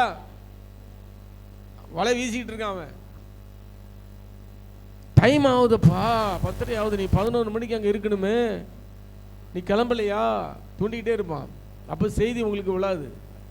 எப்போது விழுங்கலாமோன்னு பிசாசானவன் வகை தேடிக்கிட்டே இருப்பான். அப்போ சர்ச்சில் நடக்கிற எல்லா காரியங்களிலும், எல்லா நிகழ்வுகளிலும், அறிவிப்புகளிலும் உங்களுக்கு கவனம் இருக்கணும். அல்லேலூயா சொல்லுங்க பார்ப்போம். அப்போ பிசாசானவன் வகை தேடி கொண்டிருக்கா. இதெல்லாம் நீங்கள் தப்பிச்சு வரணும். அதான் ஒவ்வொரு காரியங்களும், உடம்புல உள்ள ஒவ்வொரு அங்கங்களும் ஆண்டவர் உங்கள் கூட இருக்கிறாரு. நீங்கள் என்ன செய்து கொண்டு இருக்கிறீங்களோ, என்ன பண்ணிட்டு இருக்க, ஆண்டவர் எங்கே இருக்கிறாரு? வாயின் வார்த்தைகள், அது ஏற்கனவே நான் சொன்னேன். அந்த பெண்களை பற்றி சொல்லும்போது, ஆண்களை பற்றி சொல்லும்போது சொன்னேன். எபேசியர் 4:29 வாசிங்க.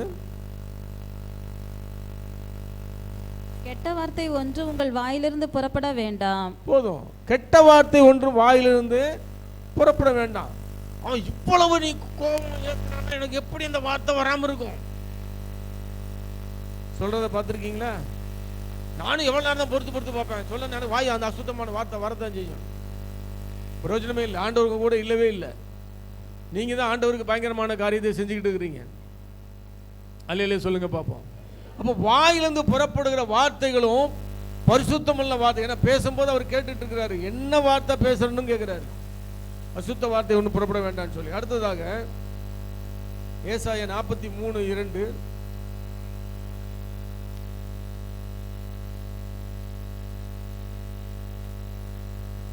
நீ தண்ணீர்களை கடக்கும் போது நான் உன்னோடு இருப்பேன். நீ ஆறுகளை கடக்கும் போது அவைகள் உன்மேல் புரளுவதில்லை. நீ அக்கினியில் நடக்கும் போது வேகாதிருப்பாய். அக்கினி ஜுவாலை உன் பேரில் பற்றாது. பாருங்க, இப்போ நீங்க நடக்கும் போது, உங்களுடைய வீட்டிலே நீங்க நடந்து கொண்டிருக்கும் போது என்ன செய்து கொண்டிருக்கிறார் அப்படின்னா என்ன அர்த்தம்னா, உன் நடக்கையே கவனிச்சுக்கிட்டு இருக்கிறார். நடக்கிறன்னா நடக்க இல்லை, இந்த மூணு வாக்குன்னு சொல்லுவாங்க. அந்த மூணு வாக்கு கிடையாது. அங்கே ஃபேஷன் ஷோவில் நடக்கிற நட கிடையாது. உங்கள் நடக்கை, உங்கள் நடத்தை, நீங்கள் கிறிஸ்துவுக்குள்ளாய் வாழுகிற வாழ்க்கை, நீங்கள் கிறிஸ்துவுக்குள்ளாய் வாழுகிற பரிசுத்த வாழ்க்கை எப்படி இருக்குன்னு அவர் பார்த்துக்கிட்டு இருக்கிறார். உங்கள் நடக்கைகளை பார்த்துக்கிட்டு இருக்கிறாராம். பார்த்தீங்கன்னா தானியேல் 6:4 அப்பொழுது பிரதானிகளும் தேசாதிபதிகளும் ராஜ்யத்தின் விசாரிப்பிலே தானியேலை குற்றப்படுத்தும்படி முகாந்திரம் தேடினார்கள். ஆனாலும் ஒரு முகாந்திரத்தையும் குற்றத்தையும் கண்டுபிடிக்க அவர்களால் கூடாதிருந்தது. அவன் உண்மை உள்ளவனாய் இருந்தபடியால் அவன் மேல் சுமத்த யாதொரு குற்றமும் குறைவும் காணப்படவில்லை. போதும் பாருங்க, அவன் மேல் குற்றம் எதுவும் காணப்படலை. தானியேலை எப்படியாவது வந்து தண்டனை கொடுத்துடலான்னு சொல்லி ட்ரை பண்றாங்க. அவன் மேல குற்றம் காண முடியல. நம்ம மேல குற்றம் காண முடியுமா? எந்த குற்றத்தை நம்ம மேல் சுமத்த முடியும்? அது நம்மளுக்கு தான் தெரியும். அந்த பயங்கரமான காரியம் உங்களுக்கு தான் தெரியும். உங்கள் மேல் குற்றம். அப்ப நம்ம நடக்கை, நீங்கள் நடந்து கொண்டிருக்கிறத பார்க்கறவனா பக்கத்து வீட்டுக்காரங்க சொல்லணும், இவர்கள் கிறிஸ்தவர்கள், இவர்கள் அதை செய்திருக்க மாட்டார்கள், இவர் கிறிஸ்தவன், அதை நீ பேசியிருக்க மாட்டான் சொல்லணும். நம்மளை பார்த்து சாட்சி சொல்லணும். நம்மளை பத்தி சாட்சி சொல்ல முடியுமா? யோபுடைய வாழ்க்கையில பார்க்கும்போது உங்களுக்கு நல்லா தெரியும். யோபு உத்தமன், சன்மார்க்கன், தேவனுக்கு பயந்து பொல்லாப்பு கழுவுனா இருந்தான். பிசாசு வந்து சோதிக்க வரும்போது கர்த்தர் சொல்றாரு அந்த வார்த்தையை, என் தாசனாகிய யோபு மேல் கவனம் வைத்தாயோ, அவன் உத்தமனும் சன்மார்க்கனும் தேவனுக்கு பயந்து பொல்லாப்பு கழுவுற. அப்போ அங்க யோபுவை வந்து குணாதிசயங்களை கொடுக்கப்பட்ட அதே குணாதிசயங்களை கர்த்தர் வாயினால அங்க அறிக்கையிடுறாரு. அதுல உங்க பேரை சொல்லி ஆண்டவர் அறிக்கை முடியுமா? நடக்கைகள் எப்படி இருக்கிறது? பிள்ளைங்க பார்த்தீங்கன்னா கரடு முரடா இருப்பாங்க. நேற்று இந்த ஒரு சிறப்பான நாள் அப்படிங்கிறதுனால அதை வச்சு சொல்றேன். நேற்று என்ன நாள்மா? வேலன்ஸ் டே. சிரிச்சுக்கிட்டே சொல்றா பாருங்க. சோத்திரம். வேலன்ஸ் டே நேற்று. அதாவது அதுல ஈடுபாடு உள்ள பசங்க புரிஞ்சிருக்கும்னு நினைக்கிறேன். அதுல வேலன்டைன்ஸ் ஈடுபாடு உள்ள பசங்க பக்கத்து வீட்டில் உள்ள பொண்ணை நேசிச்சிருப்பாரு. நேசிக்கிறதுக்கு முன்னால வரைக்கும் நைட்ல லேட்டா வந்தா கதவு தட்டுற சத்தம் வேற மாதிரி இருக்கும். ஏமா கதவு தரமா, என்னத்த பண்ணிட்டு இருக்கங்க? கதவு தர. எவ்வளவு கதவு இருக்க, என்ன பண்ணிட்டு இருக்க நீங்க? அசுத்தமான வார்த்தைகளோட போகும். ஆனா நேற்று நாளில் சம்பந்தப்பட்டவனா இருந்திருந்தா என்ன பண்ணிருப்பான்? அம்மா அம்மா மம்மி மம்மி நடக்கையே மாறுது. அப்போ வேலன்ஸை சம்மந்தப்பட்ட ஆளுங்கிறது தெரிஞ்சிருது. அப்போ நீ நடக்கிற நடையில் இயேசுடைய பிள்ளைங்கிறத அவங்க ஆண்டவர் வந்து என்ன செய்யணும், உறுதிப்படுத்தணும். அல்லையிலே சொல்லுங்க பார்ப்போம். அப்போ நம்முடைய நடக்கை எப்படி இருக்கிறது? குறை சொல்லுவாங்க, இப்படிப்பட்டவா அப்படிப்பட்டவன், யாரையும் சொல்லிட்டு போகிறாங்க. ஆனால் நம்மளுடைய நடக்கை எப்படி இருக்கிறது? கர்த்தருக்கு உகந்த வாசனையாய் நம்ம வாழ்ந்து கொண்டு இருக்கிறோமா? பரிசுத்தமுள்ள ஜீவியத்திலே நாம் வாழ்ந்து கொண்டு இருக்கிறோமா? சொல்லணும் பக்கத்து வீட்டுக்காரங்க, இவன் ஆண்டவருடைய பிள்ளை, இவன் அப்படி செஞ்சிருக்க மாட்டான். நான் ஒரு பழைய ஒரு ஆபீஸில் வேலை பார்த்துட்டு இருக்கும்போது ஒரு சம்பந்தமான ஒரு காரியத்தை என்கிட்ட ஒப்படைச்சாங்க. ஆனால் அந்த சம்பந்தப்பட்ட காரியத்தில் எனக்கு முன்னால் வேலை பார்த்தவர் நல்ல கமிஷன் அடிச்சிருக்காரு, செம கமிஷன் அடிச்சிருக்கிறார். அந்த வேலை என்கிட்ட கொடுத்துட்டாங்க. நம்ம தான் தெரியுமே, கடவுள் பிள்ளைனா ஒரு பைசானாலும் கரெக்டாக நம்ம வந்து கணக்கு வச்சுருப்போம். அப்படியே நடந்துட்டு வந்து இருந்தது. ஒரு நாள் என்ன பண்ணிட்டாங்க, என்னையை பற்றி யாரோ தவறாக சொல்லி என்கொயரிக்கு வந்துட்டாங்க. என்கொயரிக்கு வந்த உடனே அங்கே யார் எம்டி இல்லை, மேனேஜர் மற்ற எல்லாம் என்கொயரி பண்ணுறாங்க. நான் சொன்னேன், நீங்கள் எதை வேணாலும் செக் பண்ணி பார்த்துக்கோங்க, ஒன்றும் பிரச்சனை இல்லை. எம்டி வந்தார். எம்டி ஒரு கிறிஸ்டியன். யார்கிட்ட போய் என்ன கேள்வி கேட்டுட்டு இருக்கீங்க? அவன் கர்த்தருடைய பிள்ளை, கண்டிப்பாக செஞ்சிருக்க மாட்டான், எல்லாரும் கிளம்பி போங்க அப்படின்ட்டார். கரங்களை தட்டி தேவப்படுத்துங்க.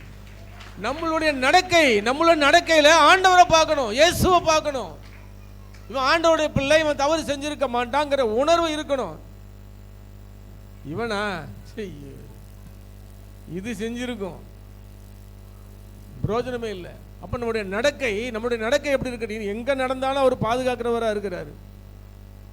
ஆனால் நம்மளுடைய நடக்கையை வச்சுதான் நம்ம ஆண்டவர் நம்மளுடைய தீர்மானிப்பாரு, இவன் பரிசுத்தம் உள்ள வாழ்க்கை வாழ்றான்னு சொல்லி. அப்ப எந்த காரியத்திலும் வாயிலிருந்து பொய் புறப்படக்கூடாது.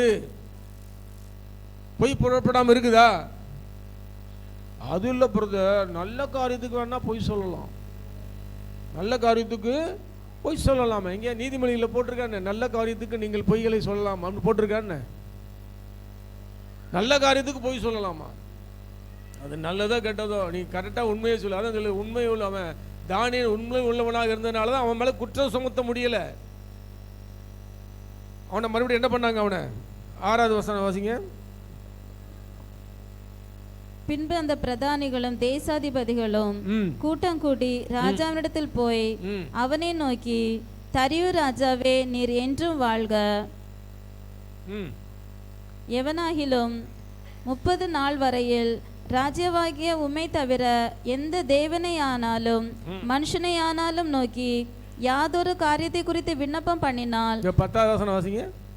தானியேலோ வென்றால் அந்த பத்திரத்துக்கு கையெழுத்து வைக்கப்பட்டது என்று அறிந்த போதிலும் தன் வீட்டுக்குள்ளே போய் தன் மேல் அறையிலே எருசலேமுக்கு நேராக பலகணிகள் திறந்திருக்க அங்கே தான் முன் செய்து வந்தபடியே தினம் 3 வேளையும் தன் தேவனுக்கு முன்பாக முழங்கார் படியிட்டு ஜெபம் பண்ணி ஸ்தோத்திரம் செலுத்தினான். கரங்களை தட்டி தேவனை மேம்படுத்துங்க. பாருங்க, அந்த அக்ரிமெண்ட்ல போட்டபடி யாருமே எதுவுமே மற்ற தேவர்களை வந்து என்ன செய்யக்கூடாது, அவங்க தரிசிக்க கூடாது, தேடக்கூடாது. ஆனா அதுக்கு ஒரு அக்ரிமெண்டே போட்டு ராஜா கையெழுத்து வேற போட்டு கொடுத்துட்டாரு. ஆனா தானியேல் அதை பத்தி கவலைப்படல. அவன் பாட்டில் மாடியில் ஏறி என்ன செஞ்சுட்டான், 3 நாள் மேலே ஏறி அவன் பாட்டில் ஜெபம் 3 நேரம், சாரி ஒரு நாளைக்கு 3 நேரம் வந்து ஜெபம் பண்ண ஆரம்பிச்சிட்டான். பிடிச்சு எங்க போட்டாங்க? சிங்க கபில தூக்கி போட்டாங்க. எதாவது பண்ண முடிஞ்சுதா? முடியல. ஏற்கனவே அங்கே பார்த்தீங்கன்னா சாத்திரா மேஷாக் ஆபேத்நேகோ இருக்கிற நேரத்தில் அக்னியில் அவங்க போட்டாங்க. அப்படிங்கள போட்டும்போது அங்கே என்ன சொல்கிறாங்க, நீர் ஆராதிக்கிற தேவன் உங்களை தப்புவிக்க வல்லவராக இருக்கிறார். பாருங்கள், இதில் இந்த பைபிளில் பார்த்தீங்கன்னா அவர் உங்களை விடுவிப்பார் அப்படின்னு வசனம் வரும். அப்புறம் வந்து அடுத்த லைனில் வந்து விடுவிக்காமல் போனாலும் நான் நீர் சொன்ன தேவனை ஆராதிக்க மாட்டேன். அந்த வார்த்தை கொஞ்சம் வித்தியாசமாகவே இருந்தது எனக்கு, நான் வாசிக்கும் போதெல்லாம். விடுவிக்காமல் போனாலும், நீங்கள் ஆராதிக்கிற தேவனை எங்களை விடுவிப்பார், தப்புவிக்க வல்லவராக இருக்கிறார். விடுவிக்காமல் போனாலும் உங்கள் தேவனை நான் ஆராதிக்க மாட்டேன். அப்போ விடுவிக்காமல் போனாலும் அப்படின்னா ஆண்டவர் விடுவிக்காமல் போயிடுவாரா அப்படின்னு ஒரு மீனிங் வருது இல்லையா? ஆனால் அதை இங்கிலீஷ் பைபிளில் பார்த்தா தான் அதில் வந்து சரியான விளக்கம் வரும். அந்த விடுவிக்காமல் போன இடத்துல வந்து இஃப் நாட் அப்படின்னு போட்டிருக்கும். அப்போ என்ன அர்த்தம்னா, தீல தூக்கி போட்டுருவோம், ஒருவேளை தீயில நீங்கள் தூக்கி போடாட்டாலும் அப்படிதான் அர்த்தம். ஆண்டவர் விடுவிக்காங்கிற அர்த்தம் கிடையாது. நீங்கள் போடாவிட்டாலும், அதான் விடுவிப்பாமல் போனாலும் நான் உங்கள் தேவனை நான் தரிசிக்க மாட்டேன். புரிஞ்சுதா? எத்தனை பேருக்கு புரிஞ்சுது? அந்த இங்கிலீஷில் ஒரு வார்த்தைக்கு வந்து வித்தியாசம் பயங்கரமாக மாறும். விடுவிக்காமல் போனாலும் ஒருத்தன் கேட்குறப்ப ஆண்டவர் விடுவிக்காமல் போயிடுவாரா அப்படின்னு ஒரு கேள்வி வந்துடும். அதுக்கு தான் அந்த மீனிங். அப்போ அங்கே தானியேல் உண்மையாக இருந்ததுனால அவனுடைய குணாதிசயங்களை பார்த்து, அவனுடைய நடக்கையை பார்த்து அவனை குற்றம் சுமத்த முடியலை. இயேசுவையே குற்றம் சுமத்த வந்தாங்க இல்லைங்களா? இயேசுவையே குற்றம் சுமத்த வந்தாங்க. எப்போ? ஒரு விபச்சார ஸ்திரியை பிடிச்சு கொண்டு வந்து, ஆண்டவரே இவள் நியாயப்பிரமாணத்தின்படியாக தண்டிக்கப்பட வேண்டியவள் விபச்சாரம் செய்கிறா, இவள் என்ன பண்ணணும்? கல்லெறிஞ்சு கொல்லணும். அதான் தீர்ப்பு. நீங்கள் என்ன சொல்கிறீங்க? ஆண்டவரை குற்றப்படுத்துறதுக்கு. ஒருவேளை ஆண்டவர் வந்து சரி கல்லெறிங்கன்னு சொன்னாலும் இரக்கமில்லாத தேவன் அப்படிங்கிற மாதிரி ஆயிரும். அவங்க வியாபாரமானதுக்கு கட்டுப்பட்டும் ஆகணும். அதே நேரத்தில் இவர் உதவியும் விட்டுறக்கூடாது. ரெண்டு விதமாக பண்ணாலும் குற்றம் தான். அவர் குற்றம் சுமத்திடுவாங்க. கொல்லப்பட்டுட்டானா ஒரு உயிர் அநியாயமாக போயிடுதே, இயேசுவால் ஒரு உயிர் போயிடுச்சு அப்படிங்கிற மாதிரி பாயிண்ட் அப்படி மாற்றிடுவாங்க. விடுவிக்காமல் போட்டோம்னா நியாயப்பிரமாண சட்டத்தின்படி இவர் மீறுறாரு, நியாயப்பிரமாணத்தை மீறுறாருன்னு சொல்லி அவர் மேலே குற்றம் சுமத்தலாம். ரெண்டு காரியமும் குற்றம் சுமத்துற காரியம். விபச்சார ஸ்திரியை கொண்டு உட்காடுறாங்க இயேசு குற்றப்படுத்துறதுக்கு, அவர் நடக்கையில் வந்து வித்தியாசம் கண்டுபிடிக்கிறதுக்கு. ஆனால் அவர் எவ்வளோ எளிமையாக தப்பிச்சாரு தெரியுமா? உங்களில் பாவம் செய்யாத ஒருவன் அவள் மேல் முதல் கல்லை போடு. இப்படி இல்லை அப்படி இல்லை, தப்பிக்க முடியாது. இப்போ அவங்களே விட்டுட்டு போயிட்டாங்க அப்படிங்கிற மாதிரி ஆயிரும்.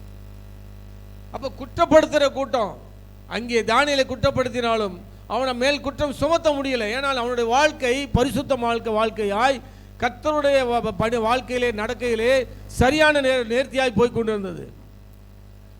சிங்கக்கபிலிருந்து காப்பாத்துறாரு.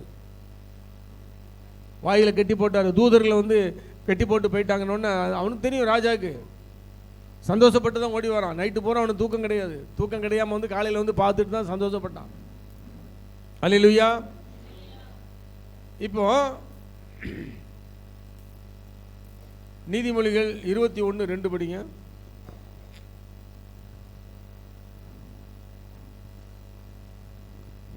மனுஷனுடைய வழியெல்லாம் அவன் பார்வைக்கு செம்மையாய் தோன்றும், கர்த்தரோ இருதயங்களை நிறுத்து பார்க்கிறார். பாருங்க, அவனோட நம்மளுக்கெல்லாம் வந்து நம்ம நடக்கிற பாதை கரெக்டு தான், நாங்கள் நல்லா தான் நடக்கிறோம், சரியாக தான் நடக்கிறோம், நீங்கள் என்ன குற்றம் சொல்றது? ஆனால் அவருடைய பார்வையில் பார்க்கணும். நீங்கள் நடக்கிற மாதிரி கரெக்டாக தான் இருந்த மாதிரி இருக்கும். ஆனால் அவருடைய பார்வையில் அது எப்படி இருக்குது உங்களுக்குள்ள? புரிஞ்சுதா? கர்த்தருடைய பார்வை, அவர் இருதயங்களை ஆராய்ந்து அறிகிற தேவனாக இருக்கிறார். அல்லேலூயா. நீ வெளித்தோட்டத்துக்கு உண்மையாய் உத்தமனாய் நேர்மையானவனாய் காணப்படலாம். செய்கைகள் அப்படிப்பட்ட காரியங்களாய் நீ வெளிக்காட்டி கொண்டு இருக்கிறாள். ஆனால் உள்ளுக்குள்ள என்ன இருக்குது? சில பேர் வெளியே காரியங்களை நல்லா பண்ணிட்டு உள்ளுக்குள்ள ஏதாவது ஒரு வஞ்சானத்தை வச்சுக்கிட்டே பண்ணுவாங்க. கர்த்தருடைய நடக்கை அது இல்லை, அவர் உள்ளத்தையும் பார்ப்பார். அப்போ ஆண்டவருடைய மற்றவர்களோட மத்தியிலே ஆண்டவருடைய அந்த பிள்ளைகளான நடக்கைகள் எப்படி இருக்கிறது? பரிசுத்தமுள்ள ஜீவியமாக இருக்கிறதா? உங்களுடைய வாழ்க்கையிலும் உங்களுடைய நடக்கைகள் பரிசுத்தமுள்ள ஜீவிகளாக இருக்கிறதா? அவர் நடந்தாலும் பார்க்குறாரு. அல்லேலூயா சொல்லுங்க பார்ப்போம். அல்லேலூயா. ஏசாயா 11:3 படிங்க. கடைசி காரியத்துக்குள்ள போயிட்டு நம்ம நிறைவு பகுதி போயிடலாம். கர்த்தருக்கு பயப்படுதல் அவருக்கு உகந்த வாசனையா இருக்கும். அவர் தமது கண் கண்டபடி நியாயம் தீர்க்காமலும் தமது காது கேட்டபடி தீர்ப்பு செய்யாமலும் நீதியின்படி ஏழைகளின் நியாயம் விசாரித்து யதார்த்தத்தின்படி பூமியில் உள்ள சிறுமியானவர்களுக்கு தீர்ப்பு செய்து பூமியை தமது வாக்கின் கோலால் அடித்து. முதல் லைன் மட்டும் படிக்க போதும். கர்த்தருக்கு பயப்படுதல் அவருக்கு உகந்த வாசனையா இருக்கும். அப்படின்னா நீங்க ஆண்டவரை இந்த மாதிரி ஆண்டவரை உள்ளுக்குள்ள உள்ள ஆண்டவரை அவர் வேதனைப்படுத்தாம உங்களுடைய பார்வைகள், காது கேட்கறது, சாப்பிட்றது, தூங்குறது, பேசுறது, நடக்கிறது எல்லாமே நீங்க உங்க நடக்கைகள் எல்லாம் பரிசுத்தமா இருந்தா உங்க வீடு வந்து கர்த்தருக்கு சுகந்த வாசனை உள்ளதா இருக்குமா? அல்லேலூயா சொல்லுங்க பார்ப்போம். உங்க வீட்டுக்குள்ள எப்படி இருக்கும்? ஒரு சந்தோஷம் இருக்கும், சமாதானம் இருக்கும். ஏய் என்ன அடிச்சுக்கிட்டு இருக்க அவனை, பயங்கரமா இருக்கும். ஒரு சுகந்த வாசனை உள்ள வந்தாலே, ஒரு வீட்டுக்குள்ள போனாலே ஐயோ இது பரிசுத்தம் வீடு, ஆண்டவர் வீடுங்கிற உணர்வு வந்துடும்.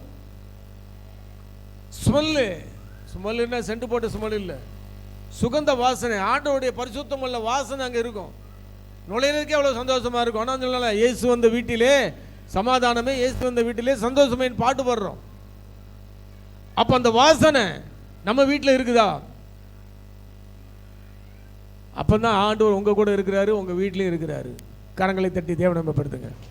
அந்த வாசனை பரிசுத்தமான சுகந்த வாசனை உங்கள் இல்லத்திலே வீசும்போது நிச்சயமாக அங்கே ஆண்டவர் குடிகொள்கிற வீடாய், ஆண்டவர் இருக்கிற வீடாக இருக்கும். இந்த இயேசுவே இந்த வீட்டின் தலைவர். வசனம் ஓட்டினா மட்டும் போதாது, அவர் அங்கே தலைவராக இருக்கணும். அப்போ தான் அந்த சுகவாந்த வாசனை வீசும். பார்த்தீங்கன்னா இப்போ நம்ம வெளியே போகிறோம், நம்ம வீடு சுகந்த வாசனையாக இருக்குது. வெளியே போயிட்டு ஏதாவது ஒரு பாவமான காரியங்களையோ, பாவமான வார்த்தைகளையோ, பாவமான நடக்கைகளையோ, ஏதோ கர்த்தருக்கு பிரியமில்லாத ஒரு காரியத்தையோ செஞ்சுட்டு நீங்கள் வீட்டுக்குள்ளே வந்தால் வீட்டுக்குள்ளே சுகந்த வாசனை அடிக்குமா? அடிக்காது.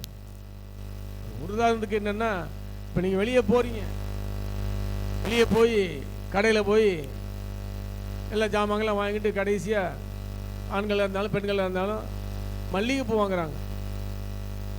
மல்லிகைப்பூ வாங்கிட்டு வந்து வீட்டில் வைக்கிறீங்க. ஒரு 10 நிமிஷம் கழிச்சு வீடு எப்படி ஸ்மெல் அடிக்கும்? சத்தமாக சொல்லுங்களேன். மல்லிகைப்பூ வாசனை அடிக்கும். அதே இது நீங்கள் வெளியே போயிட்டு வரும்போது காலில் ஏதாவது ஒரு அசுத்தத்தை மிதிச்சுட்டு அதோட வீட்டுக்கு வந்தா வீட்டில் எப்படி இருக்கும்? பிசாசு வந்த மாதிரி. அதான் பிசாசு வந்து வீடு நாரும், ஆண்டவர் வந்த வீடு மல்லிகை போல சுகந்த வாசனையா இருக்குமா? கரங்களை தட்டி தேவனைப்படுத்துங்க. அப்போ உங்க வீட்டுக்குள்ள ஆண்டவர் வரணும்னா உங்களுடைய உங்க அவயவங்கள் எல்லாமே சரியா இருக்கணும். இதனால தான் இந்த ஆண்டவர் நீங்க உன்னோடு கூட இருக்கிறார், நம்ம கூட இருக்கிறார், அது உண்மைதான். ஆனால் அந்த இருக்கிற ஆண்டவரை நாம் என்ன பண்ணிட்டு இருக்கிறோம்?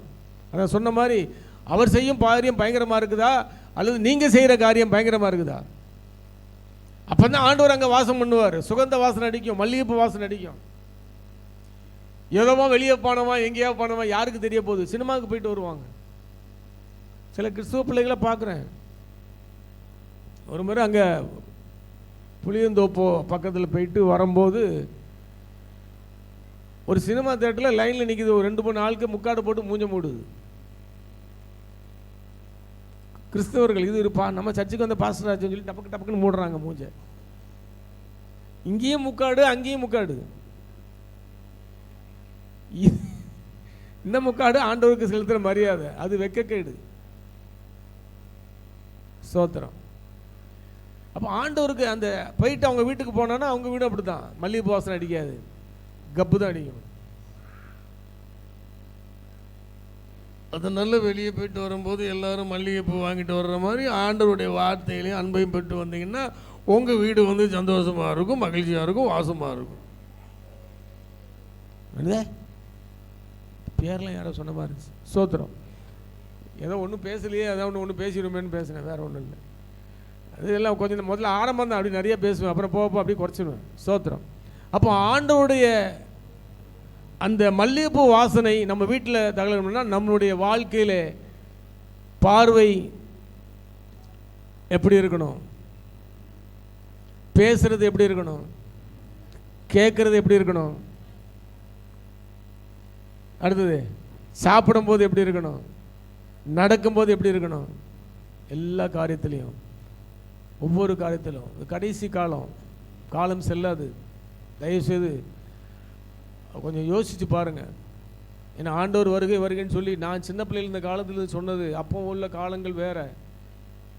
அப்போ வந்து இந்த கடைசி காலத்துக்குள்ள அறிகுறி எல்லாம் எதுவுமே நடக்கலை, சம்பவங்கள் நடக்கலை, பூமி எதிர்ச்சி நடக்கலை, கடல் கொந்தளிப்பு வரல, கொள்ளை வியாதிகள் வரல. இப்போ எல்லாமே வந்துருச்சு, பஞ்சங்கள் வந்துருச்சு. இப்போ பஞ்சங்கள் நம்ம இந்தியாவுக்கு மட்டும்தான் வரல, சிலோவில் வந்துருச்சு,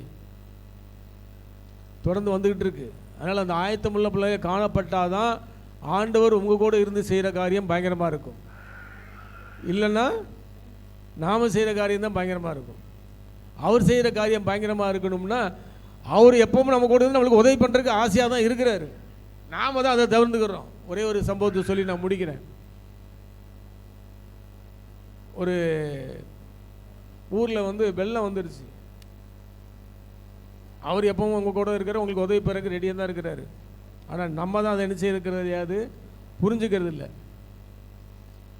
வெள்ளம் வந்த உடனே ஆட்கள்லாம் ரோட்டில் நடந்து போகிறாங்க. தண்ணி நிறைய ஏறிடும்னு சொல்லி ஒரு வீட்டுக்காரன்ட்ட போய் சொல்கிறாங்களாம், எப்பா வாப்பா போகலாம், தண்ணி வந்துன்னா நம்ம முங்கிடுவோம் அப்படின்ட்டு. இல்லை நீங்கள் போங்க, எனக்கு ஆண்டவர் என்ன சொல்கிறாரோ அதுபடி தான் செய்வேன்.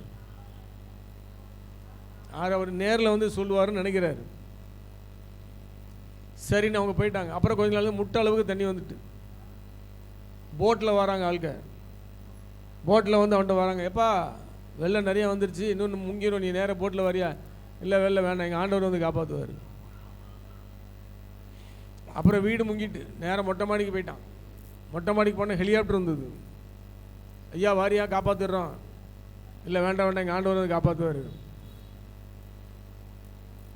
சரி போ, என் கூட தானே இருக்கிறார், என்னை வந்து காப்பாற்றுவாருன்னு. அப்புறம் பார்த்து புலம்ப ஆரம்பிச்சிட்டான், ஐயோ நான் செத்து போயிடுவோம் போது இல்லை, ஆண்டவரே என் கூட இருக்குன்னு சொன்னீங்களே, என்னை காப்பாற்றுவேன்னு சொன்னீங்களே அப்படின்ட்டு சத்தம் கேட்டுச்சான். 3 தடவை உன்னை காப்பாற்றுறதுக்கு வந்தேன், 3 தடவை காப்பாற்றுறதுக்கு வந்தேன். ஆட்கள் மூலமாக வந்து சொன்னேன், நடந்து போயிருன்னு சொன்னேன், நீ கேட்கல. போட்டில் வந்து சொன்னேன், நீ கேட்கல. ஹெலிகாப்டரில் வந்து சொன்னேன், நீ கேட்கல. நேரில் வந்து நான் சொல்ல முடியும், அவர் ஆட்கள் மூலமாக தான் உனக்கு உதவி பண்ண முடியும், நான் உன் கூட தான் இருக்கிறேன், கவலைப்படாத வான்னு சொல்லி அவனை தூக்கி கொண்டு காப்பாற்றினாரான். கரங்களை தட்டி தேவனை மேம்படுத்து. ஏதோ ஒரு வகையில் ஆண்டவர் காப்பாற்றிக்கிட்டு இருப்பார். அதுக்காக கடைசியாக வந்து கை தூக்குவாருன்னு உட்காந்துட்டு இருக்கக்கூடாது. ஆண்டவர் ஆள் அனுப்புகிறதே அவர் தான். அவர் உங்கள் கூட இருந்து செய்கிற காரியம் பயங்கரமாக இருக்கும். யார் உங்களுக்கு விரோதியாக இருப்பானோ அவன் தான் உன்னை உங்கள் வீட்டு வந்து காப்பாற்றிட்டு போவான். அல்லேலூயா. மீண்டுமா இந்த வசனத்தை வாசித்து நான் முடிக்கலாம். ஏசாயா 43:2. நீ தண்ணீர்களை கடக்கும்போது நான் உன்னோடு இருப்பேன், நீ ஆறுகளை கடக்கும்போது அவைகள் உன்மேல் புரளுவதில்லை, நீ அக்கினியில் நடக்கும்போது வேகாதிருப்பாய், அக்கினி ஜுவாலை உன் பேரில் பற்றாது. காரணம் என்ன? அவர் உங்களோடு கூட இருக்கிறார். கர்த்தர் தாமே இந்த வார்த்தையை ஆசீர்வதித்து கொடுப்பாராக.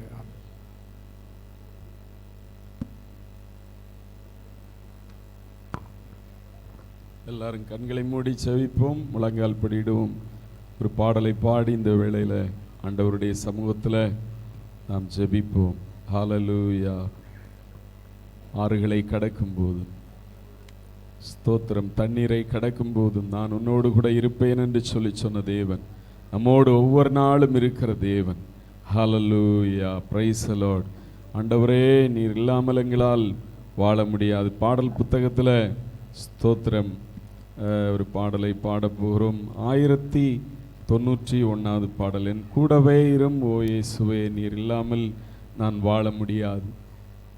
பல நேரங்களில் நாம் ஆண்டவரை சார்ந்து கொள்ளாதபடிக்கு எனக்கு பலன் இருக்கிறது, எனக்கு திறமை இருக்கிறது, நான் வாழ்ந்துருவேன் அப்படின்னு சொல்லி ஆண்டவரை சார்ந்து கொள்ளாத ஒரு வாழ்க்கை வாழ்கிறவர்களாக இருக்கிறோம். ஆண்டவரே, நீர் என்னோடு கூட இரும், எங்கள் குடும்பத்தில், என் வாழ்க்கையில், என் ஒவ்வொரு காரியங்களிலும் நீர் இரும் என்று சொல்லி இந்த பாடலை பாடி நாம் ஜெபிக்க போகிறோம். Price the Lord. என் கூடவே இரும் ஓ இயேசுவே, நீர் இல்லாமல் நான் வாழ முடியாது. என் பக்கத்திலே இரும் ஓ இயேசுவே, நீர் இல்லாமல் நான் வாழ முடியாது. என் கூடவே இரும் ஓ இயேசுவே, நீர் இல்லாமல் நான் வாழ முடியாது. என் பக்கத்திலே இரும் ஓ இயேசுவே, நீர் இல்லாமல் நான் வாழ முடியாது. இருளான வாழ்க்கையிலே வெளிச்சமானீரே, உயிரற்ற வாழ்க்கையிலே ஜீவனானீரே. இருளான வாழ்க்கையிலே வெளிச்சமானீரே, ஆமென். உயிரற்ற வாழ்க்கையிலே ஜீவனானீரே. என் வெளிச்சம் நீரே, என் ஜீவனும் நீரே, எனக்கு எல்லாமே நீங்க தானப்பா. எல்லாரும் சொல்லுவோமா? என் வெளிச்சம் நீரே, என் ஜீவனும் நீரே, எனக்கு எல்லாமே நீங்க தானப்பா. என் கூடவே இரும் ஓ இயேசுவே, நீர் இல்லாமல் நான் வாழ முடியாது. என் பக்கத்திலே இரும் ஓ இயேசுவே, நீர் இல்லாமல் நான் வாழ முடியாது. கண்ணீர் சிந்தும் நேரத்தில் நீர் தாயுமானிரே, காயப்பட்ட நேரத்தில் நீர் தகப்பனானிரே. கண்ணீர் சிந்தும் நேரத்தில் நீர் தாயுமானிரே, காயப்பட்ட நேரத்தில் நீர் தகப்பனானிரே. என் அம்மாவும் நீரே, என் அப்பாவும் நீரே, எனக்கு எல்லாமே நீங்க தானப்பா. என் அம்மாவும் நீரே, என் அப்பாவும் நீரே, எனக்கு எல்லாமே நீங்க தானப்பா. என் கூடவே இரும் ஓ இயேசுவே, நீர் இல்லாமல் நான் வாழ முடியாது. என் பக்கத்திலே இரும் ஓ இயேசுவே, நீர் இல்லாமல் நான் வாழ முடியாது. வியாதியின் நேரத்தில் வைத்தியரானிரே, சோதனை நேரத்தில் நண்பரானிரே. வியாதியின் நேரத்தில் வைத்தியரானிரே, சோதனை நேரத்தில் நண்பரானிரே. என் வைத்தியர் நீரே, என் நண்பரும் நீரே, எனக்கு எல்லாமே நீங்க தானப்பா. என் வைத்தியர் நீரே, என் நண்பரும் நீரே, எனக்கு எல்லாமே நீங்க தானப்பா. என் கூடவே இரும் ஓ இயேசுவே, நீர் இல்லாமல் நான் வாழ முடியாது. என் பக்கத்திலே இரும் ஓ இயேசுவே, நீர் இல்லாமல் நான் வாழ முடியாது. எல்லாரும் கண்களை மூடுவோம், ஆண்டவரை நோக்கி பார்ப்போம். ஆண்டவர் சொல்லுகிறார், நீ தண்ணீரை கடந்தாலும், ஆறுகளை கடந்தாலும், அக்கினியை கடந்தாலும் ஸ்தோத்திரம், நான் உன்னோடு கூட இருப்பேன். ஆறுகள் கடக்கும் போது மூழ்கி போக மாட்டாய், அக்கினியில எரிந்து போகாதபடிக்கு நான் உன்னோடு கூட இருப்பேன் என்று சொல்லி இருக்கிறார். அந்த தேவன் உங்களோடு கூட இருப்பார். ஹல்லேலூயா. நீங்க அவரை பரிசுத்தமாய், உண்மையாய், உறுதியாய் அவரை பற்றி கொள்வீர்கள் என்றால் எந்த சூழ்நிலையிலும் உங்களை கைவிடாத தேவனாக இந்த இயேசு இன்றைக்கும் இருந்து நடத்த வல்லமையுள்ள தேவனாக இருக்கிறார். ஹல்லேலூயா. தோத்திர ஆண்டவரை அசட்டை பண்ணுகிற ஒரு வாழ்க்கை அல்ல, அவரை நேசித்து அவரை பின்பற்றி பரிசுத்தமுள்ள ஒரு வாழ்க்கை செய்கிற மக்களாக இருக்க இந்த நாளிலே உங்களை ஒப்பு கொடுங்க. ஆண்டவர் உங்களோடு கூட இருந்து ஆசீர்வதிப்பார். ஜெபிப்போம். நல்ல ஆண்டவரே, இந்த அருமையான நாளிலும் உம்முடைய சமூகத்தில் வந்து நாங்கள் உம்மை ஆராதிக்க தொழுது கொள்ள தேவன் தந்த நல்ல கிருபைகளுக்காய் ஸ்தோத்திரம். கர்த்தரை தெய்வமாய் கொண்ட ஜனம் பாக்கியம் உள்ளது என்று சொல்லி வேதம் சொல்லுகிறது. ஆண்டவரே, வானத்தையும் பூமியும் படைத்த தெய்வமே, உம்மை ஆராதிக்க உம்முடைய பிள்ளைகளாய் இருக்க தேவன் பாராட்டின கிருபைகளுக்காய் ஸ்தோத்திரம். ஆண்டவரே, இந்த நாளிலும் ஆராதித்த ஒவ்வொரு ஜனங்களையும் உடைய வல்லமையில கரத்தினால ஆண்டவரை இதுவரைக்கு நடத்தி வந்த தேவன் ஆசீர்வைத்து வழி நடத்த போற தயவுக்காய் ஸ்தோத்திரம். ஆண்டவரே, அநாதி தேவன் உனக்கு அடைக்கலம், அவருடைய நித்திய புயங்கள் உனக்கு ஆதாரம் என்று சொல்லி சொன்ன தேவன். ஆண்டவரே ஸ்தோத்திரம். இதுவரைக்கு நடத்தினவர் தொடர்ந்து அடைக்கலமாய் ஆதாரமாயிருந்து காத்து கொள்ளும். கர்த்தாவே, இன்றைக்கும் உடைய தாசனை கொண்டு தேவன் ஜனங்களுக்கு கொடுத்த நல்ல வார்த்தைகளுக்காய் ஸ்தோத்திரம். ஆண்டவரே, நீர் எங்களோடு கூட இருக்கிறவர், உன்னை விட்டு விலகுவதும் இல்லை கைவிடுவதும் இல்லை என்று சொல்லி சொன்ன தேவன், எல்லா தீங்குக்கும் விலைக்கு காக்கிற தேவனாய் இருக்கிறீர். ஆண்டவரே, பல நேரங்களிலும் கர்த்தாவே உம்முடைய வார்த்தைகளை அசட்டை பண்ணி எங்கள் ஜீவியத்தில் பரிசுத்த குறைச்சலான காரியங்களுக்கு இடம் கொடுக்கிறதுனால ஆண்டவரே உம்முடைய துணையை நாங்கள் உம்முடைய பாதுகாப்பை இழந்து விடுகிறவர்களாய் இருக்கிறோம் கர்த்தாவே. அப்படி இல்லாதபடிக்கு ஒவ்வொரு நாளும் உண்மையாயுமை சேவிக்க, உத்தமமாயுமை சேவிக்க, பரிசுத்த அலங்காரத்தோடு உமை சேவிக்க கர்த்தர் ஒவ்வொருவருக்கும் உதவி செய்யுங்க ஆண்டவரே. இந்த வார்த்தையின்படி கூடவே இருந்து நடத்த போற தயவுக்காய் ஸ்தோத்திரம். தேவனே ஸ்தோத்திரம். இந்த நாளிலும் செய்தி கொடுத்த ஊழியக்காரரை இன்னும் அதிகமாய் பலப்படுத்தும், வல்லமையை எடுத்து பயன்படுத்தும் கர்த்தாவே. இந்த நாளில் இந்த வார்த்தை கேட்ட எல்லா ஜனங்களையும் ஆசீர்வதியும் சமாதானத்தோடு கூட அனுப்புங்க. இந்த வேளையில் ஆண்டவரை எல்லாருக்கும் ஆண்டவரை பொருத்தனையோடு உணவு ஆயத்தம் பண்ணி இருக்கிறதான விக்டோரியா சௌரிக்காக, குடும்பத்துக்காக, மாமியாருக்காக, அவருடைய பெற்றோருக்காக, எல்லாருக்காய் ஸ்தோத்திரம் கர்த்தாவே. எல்லாரையும் ஆசீர்வதியும் ஆண்டவரை. இந்த உணவு எல்லாருக்கும் ஆண்டவர் ஆரோக்கியத்தை உண்டாக்குகிற உணவாயிருக்க நாங்கள் அதுக்காய் செபிக்கிறோம். உடைய வல்லமையில கரத்தில் ஒப்பு கொடுக்கிறோம். இயேசுவின் நாமத்தில் ஜெபங்கள் நல்ல பிதாவே, ஆமென். என் ஆத்துமாவே கர்த்தரை ஸ்தோத்திரி, முழு உள்ளமே அவருடைய பரிசுத்த நாமத்தை ஸ்தோத்திரி. என் ஆத்துமாவே கர்த்தரை ஸ்தோத்திரி, கர்த்தர் செய்த சகல வாரங்களை மறவாதே. ஆமென். நம்முடைய கர்த்தரும் இரட்சகருமாயிருக்கிற ஆண்டவராகிய இயேசு கிறிஸ்துவின் கிருபையும் பிதாவாகிய தேவனுடைய அன்பும் பரிசுத்த ஆவியானவருடைய அன்பின் ஐக்கிய சிநேகமும் இன்றும் என்றும் சதா காலங்களிலும் நம் அனைவரோடும் கூட தங்கியிருப்பதாக.